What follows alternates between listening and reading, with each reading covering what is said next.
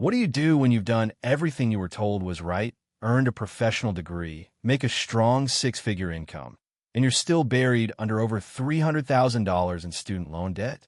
In this episode, Dave Ramsey speaks with Hillary, a 31-year-old single mom of two and a pharmacist earning around $150,000 a year, who is struggling to make progress on 21 separate student loans, totaling $326,000.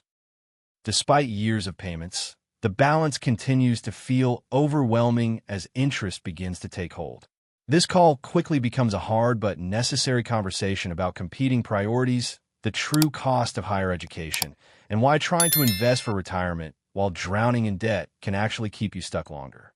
In the process of trying to pay off student loans, and between my federal loans, there's about there was 21 to start with. How much? But now there's 18. There are 21 loans? Yeah. 21 loans. How much do you owe, Hillary?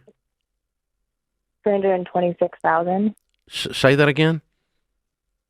$326,000. So are you a doctor or a lawyer? I'm a pharmacist. A pharmacist. Yeah.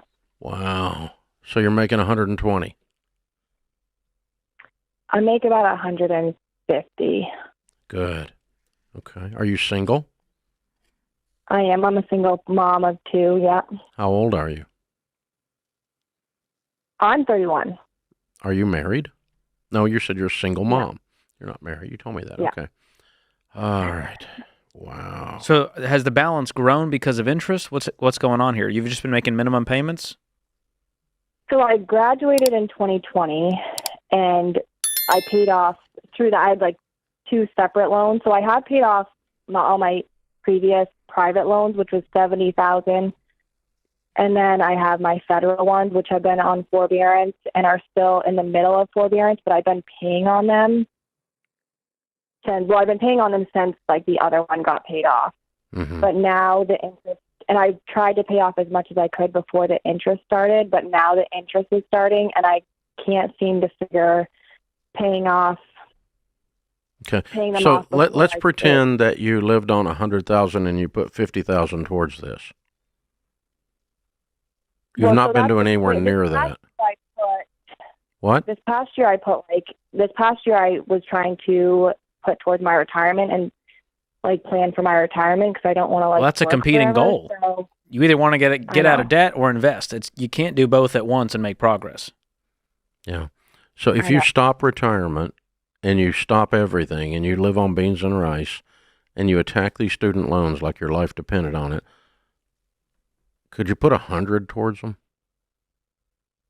Probably not 100 with my kids are 7 and 3, so I have daycare. But once they're no longer in full-time daycare, my littlest isn't in full-time daycare, then I can. So I could definitely put at least the 23,000 plus the other amount that I've been. So I could probably put around 40 to maybe 50,000. Yeah, I want you to. Okay, let's get it to 75, which is a 4-year plan. So within that, though, I was trying to pay off, like I mentioned, they're separated between 21 different loans. Yeah, you list them smallest to largest. List them smallest to largest. Pay minimum payments on everything but the little one. But I want you putting $75,000 a year towards debt. And if you're putting $75,000 towards debt, nothing towards retirement. Nothing towards retirement. You're broke. You have got to do something different. You've got to attack these student loans and get rid of them. They're not a pet, and they're an ugly zoo animal. Yeah. You got completely screwed on your education. You paid 5 times more than you should have to become a pharmacist. Mm-hmm. You know that, right? Yeah, I'm not sure why it ended up being so much, but yes, I know. Yeah. I'm not sure either, because it shouldn't have been anywhere near $400 and something thousand to become a freaking pharmacist. No. All right. Now, anyway, we're where we are. If you do 75 times 4, that's 300. 4 years. So you're eventually, 100% debt free. The goal here is to make more payments than the interest is accruing. So the balance goes down. That's the goal. And right now, you haven't been putting enough toward it in order to make that happen. So we're telling you, pause investing, pause everything, throw all of your energy towards that smallest debt so that you can begin to make traction. $75,000 a year, $6,000 a month, plus $6,500 a month. Okay. And that you lay out your budget to do that. Hold on. We'll get you signed up on Every Dollar, and it'll help you walk through this. But you're going to have to tighten the screws down and knock it out. Otherwise, this is going to just keep staying a death cycle. What makes this call so heavy isn't just the size of the number, because at this point, we've almost become numb to hearing six-figure student loan balances. What makes it hit differently is who's carrying the weight. A single mom, 2 young kids, a demanding career, and a degree that was supposed to be the ticket to security, not a lifelong financial sentence. Hillary did what society told her to do. She went to school, earned a professional degree, landed a high-paying job, and tried to be responsible by thinking about retirement early. And yet, despite doing all the right things, she's standing in front of a mountain of debt that feels impossible to climb. That's where Dave draws a hard line in the sand. Not because investing is bad, and not because planning for the future is wrong, but because you cannot run in 2 opposite directions at the same time and expect to make progress. Debt this large demands focus, urgency, and sacrifice, not divided attention. This call exposes one of the most dangerous lies around student loans. That as long as you're making payments, you're making progress.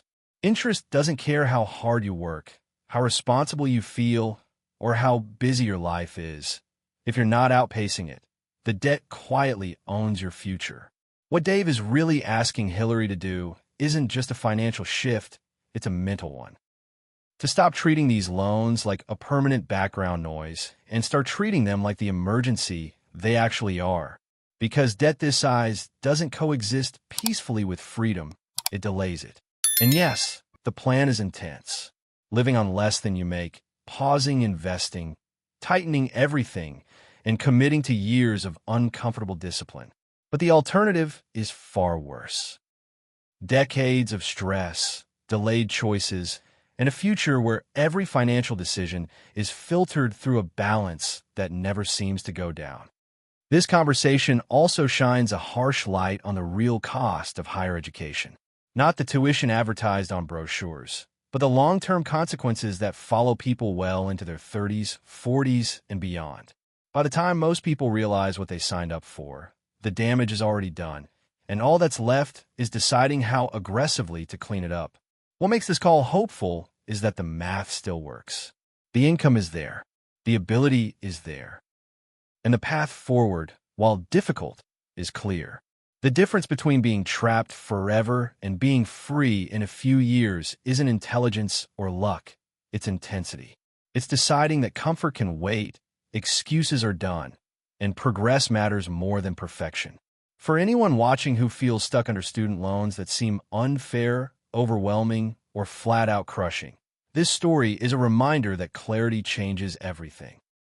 Once the plan is honest, the goal is clear, and the effort matches the size of the problem, momentum finally starts to build. This isn't about punishment. It's about reclaiming your future, one deliberate, disciplined year at a time. And that's the real takeaway from this call.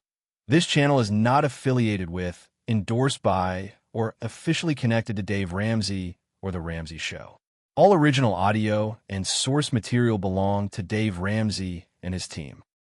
Viewers are encouraged to support the official Dave Ramsey channel for full episodes and original content.